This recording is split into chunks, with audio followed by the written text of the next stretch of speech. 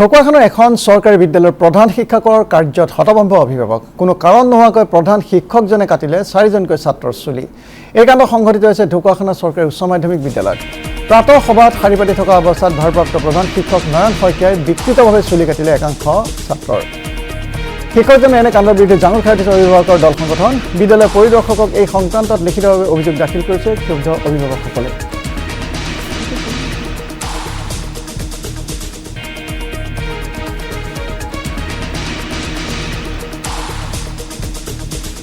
এক মাহত দাখিল কৰা এই অভিযোগে 3 সপ্তাহ অতিক্ৰম কৰাৰ পিছতো আজি পৰ্যন্ত প্ৰধান শিক্ষকগৰাকীৰ বিৰুদ্ধে ব্যৱস্থা গ্ৰহণ কৰা নাই সংশ্লিষ্ট কৰ্তৃপক্ষই।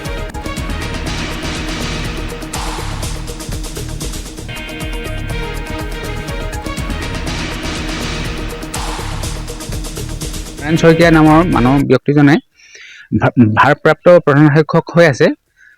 তেওঁ ল'ৰাটো এই ক্লাছত যিখিনি অন্যায় হয়, ল'ৰা ছোৱালীয়ে কাজিয়া কৰে তাৰ ওপৰত চকু নিদিয়ে। কিন্তু বিদ্যালয়ৰ প্ৰাতঃ সভাত এই মোৰ ল'ৰাটো চুলি একেবাৰে চুটি কপাল চেলাই চুলি কাটি পঠিয়াইছে। তাৰপিছত যিটো চুলি কটাটো আমাৰ সামাজিকভাৱে অপদস্থ কৰাৰ এটা মানে ৰীতি আছে, যিটো সমাজে দণ্ড বিহে।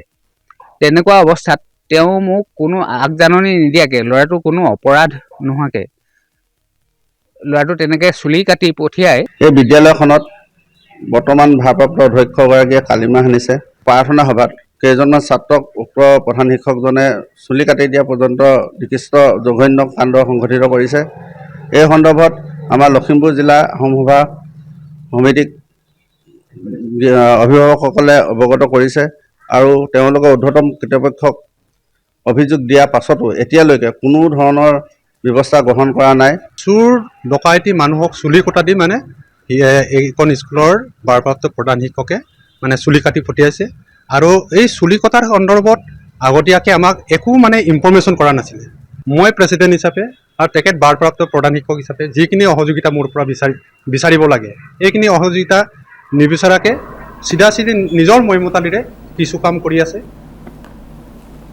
ঢকুৱাখানৰ এখন চৰকাৰী বিদ্যালয়ৰ প্ৰধান শিক্ষকৰ এনে কাণ্ডত হতভম্ব অভিভাৱক। আৰু এই বিষয়ে অধিক জনাব ৰাজীৱ বৰা। ৰাজীৱ বৰা, এই প্ৰধান শিক্ষকগৰাকীৰ যি কাণ্ড, সেই কাণ্ডত হতভম্ব হৈছে অভিভাৱক তথা স্থানীয় ৰাইজ।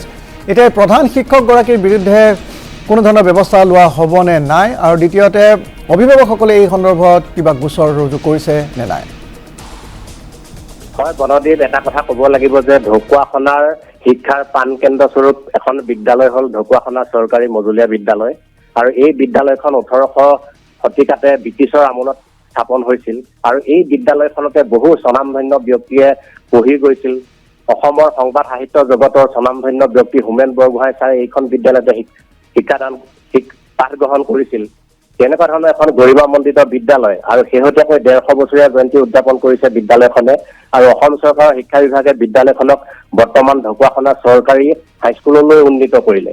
তেনেস্থলত এই বিদ্যালয়খনত এতিয়া শেহতীয়াকৈ কালিৰ যিটো ঘটনা পোহৰলৈ আহিছে, এই ঘটনাটোৱে সমগ্ৰ ঢকুৱাখানাৰ যি শৈক্ষিক সমাজক লজ্জানত কৰিছে। ভাৰপ্ৰাপ্ত প্ৰধান শিক্ষকগৰাকীয়ে প্ৰাতঃ সভাত কোনো কাৰণ নোহোৱাকৈ 4গৰাকী ছাত্ৰক চোৰ ডকায়তৰ দৰে সবলা সবলিকৈ চুলি কাটি দিয়া বুলি অভিভাৱকসকলে অভিযোগ কৰিছে। আচলতে ঘটনাটো সংঘটিত হৈছিল বিগত 27 ফেব্ৰুৱাৰীতে আৰু 27 ফেব্ৰুৱাৰীত যিটো ঘটনা সংঘটিত হৈছিল, সেই ঘটনাৰ সন্দৰ্ভত অভিভাৱকসকলে 1 মাৰ্চত ঢকুৱাখানাৰ যি শিক্ষা বিভাগৰ বিষয়া আছে, ঢকুৱাখানাৰ বিদ্যালয়সমূহৰ উপ পৰিদৰ্শকক লিখিত অভিযোগ দাখিল কৰিছিলে। কিন্তু তাৰ পিছতো এই পৰ্যন্ত কোনো শিক্ষকজনৰ বিৰুদ্ধে বা সেই ঘটনাৰ তদন্ত কিন্তু এতিয়ালৈকে হোৱা নাই। আৰু যাৰ ফলত কালি আচলতে অভিভাৱকসকলে সংবাদ মাধ্যমৰ আশ্ৰয় লয় আৰু বিদ্যালয়ৰ সভাপতিগৰাকীয়েও, পৰিচালনা সমিতিৰ সভাপতিগৰাকীয়েও কেতবোৰ গুৰুত্বপূৰ্ণ অভিযোগ উত্থাপন কৰিছে প্ৰধান শিক্ষকৰ বিৰুদ্ধে। আৰু ছাত্ৰ এগৰাকী ভুক্তভোগী ছাত্ৰীও ইতিমধ্যে আমাৰ সংবাদ মাধ্যমৰ আগত ব্যক্ত কৰিছে যে তেওঁলোকে সভাত থিয় হৈ থকা অৱস্থাত কোনো কথা নোহোৱাকৈ তেওঁলোকক চুলি কাটি দিয়া হৈছে। আৰু অভিভাৱকসকলেও অভিযোগ কৰিছে যে শিক্ষকজনে এনেধৰণৰ কাণ্ড কৰাটো অতি নিকৃষ্ট কাণ্ড কৰিছে। আচলতে এই ঘটনা গৰিহণাৰ যোগ্য আৰু সদৌ অসম আহোম সভাৰ লখিমপুৰ জিলা সমিতিয়েও এই ঘটনাত গৰিহণা দিছে আৰু এই সমগ্ৰ ঘটনাটোৰ এক ন্যায়িক তদন্তৰ দাবী জনাইছে আৰু তদন্তৰ জৰিয়তে দোষীক উপযুক্ত শাস্তি বিহাৰ দাবী জনাইছে অভিভাৱকসকলে।